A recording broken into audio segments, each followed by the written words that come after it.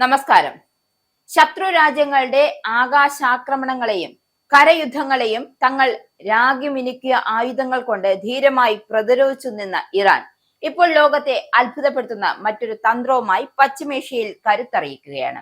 ആകാശത്തും കരയിലും ശത്രുവിനെ പിടികൊടുക്കാതെ പോരാടിയ ഇറാൻ ഇപ്പോൾ ഭൂമിക്കടിയിൽ സുരക്ഷിതമായി സൂക്ഷിച്ചിരുന്ന തങ്ങളുടെ സൈനിക ശേഖരം പുറത്തെടുത്ത് പ്രതിരോധത്തിന്റെ പുതിയ കവചം തീർക്കുകയാണ്. അതായത് തങ്ങളെ തകർക്കാൻ ആർക്കും കഴിയില്ലെന്ന ഉറച്ച പ്രഖ്യാപനമാണ് ഈ നീക്കത്തിലൂടെ ഇറാൻ നടത്തുന്നത്. അമേരിക്കയുടെയും ഇസ്രയേലിന്റെയും കനത്ത ആക്രമണങ്ങൾക്ക് തൊട്ടു പിന്നാലെ പ്രഖ്യാപിക്കപ്പെട്ട വെടിനിർത്തൽ സമയം സമാധാനത്തിനല്ല, മറിച്ച് തങ്ങളുടെ സൈനിക ശേഷി പൂർവാധികം ശക്തിയോടെ വീണ്ടെടുക്കാനാണ് ഇറാൻ ഉപയോഗിക്കുന്നത് എന്നതാണ്. അതായത് തകർന്ന കെട്ടിടങ്ങളുടെ അവശിഷ്ടങ്ങൾക്കിടയിലും ഭൂമിക്കിടയിലെ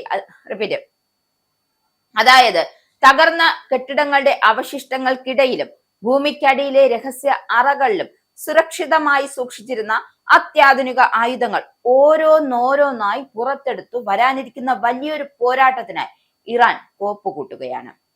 ഇതൊരു സാധാരണ സൈനിക പുനഃസംഘടനയല്ല, മറിച്ച് ഭാവിയിൽ യുദ്ധം വീണ്ടും പൊട്ടിപ്പുറപ്പെട്ടാൽ ശത്രുക്കൾക്ക് അപ്രതീക്ഷിതവും ശക്തവുമായ തിരിച്ചടി നൽകാനുള്ള ഇറാന്റെ ദീർഘകാല തന്ത്രത്തിന്റെ ഭാഗം കൂടിയാണ്. ലോകം സമാധാനം പുനഃസ്ഥാപിക്കപ്പെടുമെന്ന് പ്രതീക്ഷിക്കുമ്പോഴും ഭൂമിക്കടിയിൽ നിന്നും ആയുധങ്ങൾ വീണ്ടെടുക്കുന്ന ഈ രഹസ്യ നീക്കം പശ്ചിമേഷ്യൻ രാഷ്ട്രീയം വരും ദിവസങ്ങൾ കൂടുതൽ കലുഷിതമാകും എന്നതിന്റെ വ്യക്തമായ സൂചനയാണ്. ഈ നീക്കങ്ങൾ ഡൊണാൾഡ് ട്രംപ് വീണ്ടും സൈനിക നടപടി ആരംഭിക്കാനുള്ള സാധ്യതകളുമായി ബന്ധപ്പെട്ടാണ് കൂടുതൽ ശ്രദ്ധ നേടുന്നത്. ഇത്തരത്തിലുള്ള ഡിസ്പേഴ്സണൽ ടാക്സസ് യുദ്ധ സാഹചര്യങ്ങളിൽ ഒരു ഭാഗം നഷ്ടപ്പെട്ടാലും മറ്റു ഭാഗങ്ങൾ പ്രവർത്തനക്ഷമമായി തുടരാൻ സഹായിക്കുന്ന തന്ത്രമാണ് എന്ന് പ്രതിരോധ വിശകലന വിദഗ്ധർ പറയുന്നു. ഇതിനിടെ അമേരിക്കൻ പ്രതിരോധ വകുപ്പ് ഈ നീക്കങ്ങളെ അടുത്തുനിന്ന് നിരീക്ഷിക്കുന്നുണ്ട് എന്ന് പീറ്റർ ഹെക്സറ്റ് വ്യക്തമാക്കുന്നു. ഇറാൻ അവരുടെ സൈനിക ആസ്തികൾ എവിടേക്കാണ് മാറ്റുന്നതെന്നും എന്താണ് പുനർനിർമ്മിക്കുന്നതും എന്നതിനെ കുറിച്ച് അമേരിക്കയ്ക്ക് വ്യക്തമായ ധാരണയുണ്ട് എന്നാണ് അദ്ദേഹം പറഞ്ഞു വെക്കുന്നത്. എന്നാൽ ഔദ്യോഗികമായി ഇറാന്റെ സൈനിക ശേഷി ഗണ്യമായി തകർന്നുവെന്നാണ് വൈറ്റ് ഹൗസും പെന്റഗണും ആവർത്തിച്ചു പറയുമ്പോഴും രഹസ്യ ഇന്റലിജൻസ് വിലയിരുത്തലുകൾ അത്ര ലളിതമായ ചിത്രം വരയ്ക്കുന്നില്ല. റിപ്പോർട്ടുകൾ അനുസരിച്ച് ഇറാന്റെ ബാലിസ്റ്റിക് മിസൈൽ ശേഖരത്തിന്റെ വലിയ ഒരു വിഹിതം വ്യോമസേനയുടെ പ്രധാന ശേഷിയും ഇസ്ലാമിക് റവല്യൂഷണറി ഗാർഡ്സ് കോർപ്സും നിയന്ത്രിക്കുന്ന നാവിക ശക്തിയും ഇപ്പോഴും പ്രവർത്തനക്ഷമമാണ്.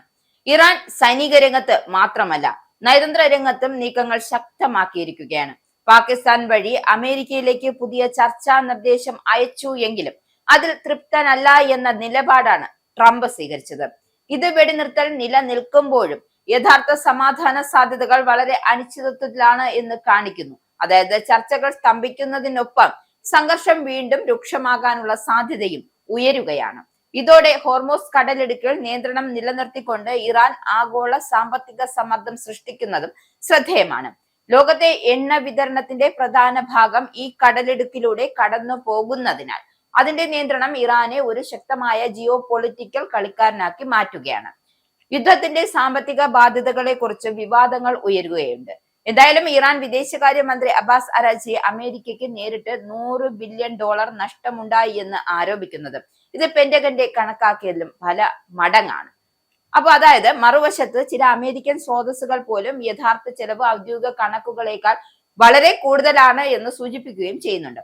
നശിപ്പിച്ച സൈനിക താവളങ്ങളുടെ പുനർനിർമ്മാണം, ആയുധങ്ങൾ പുനഃസ്ഥാപിക്കൽ, ദീർഘകാല സൈനിക ചെലവുകൾ എന്നിവ കൂടി കണക്കിലെടുക്കുമ്പോൾ യുദ്ധത്തിന്റെ മൊത്ത ചെലവ് $100 ബില്യൺ കടക്കാമെന്നാണ് വിലയിരുത്തൽ. അക്കാദമിക് തലത്തിലും ഈ ആശങ്കകൾ ശക്തമാണ്.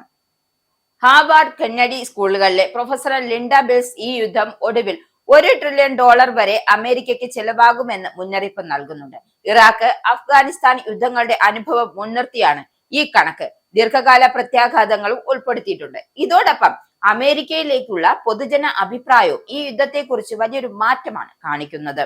എന്തായാലും ഇറാനെതിരായ യുദ്ധം തെറ്റായ തീരുമാനമായിരുന്നു എന്ന് വിശ്വസിക്കുകയും വെറും 1/3 പേർ മാത്രമാണ് അത് ശരിയായിരുന്നു എന്ന് കരുതുന്നത്. എന്തായാലും ഇത് ഇറാഖ് യുദ്ധത്തിന്റെ തുടക്കത്തിൽ ഉണ്ടായിരുന്ന പൊതുഭാവനയേക്കാൾ വലുതായിരുന്ന അത് വലിയ വ്യത്യാസമാണ് സൂചിപ്പിക്കുന്നത്. യുദ്ധത്തിന്റെ സാമ്പത്തിക പ്രത്യാഘാതങ്ങളെ കുറിച്ചും അമേരിക്കക്കാർക്ക് വളരെയധികം തന്നെ ആശങ്കയുണ്ട്.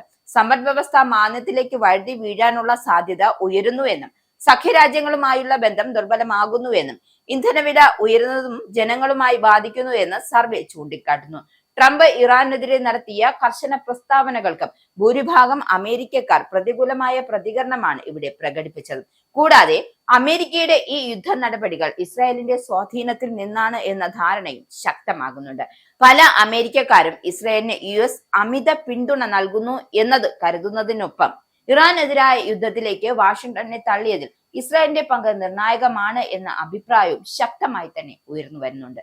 എന്തായാലും ഈ യുദ്ധം എവിടെ എത്തുമെന്ന് നമുക്ക് കാത്തിരുന്ന് തന്നെ കാണാം.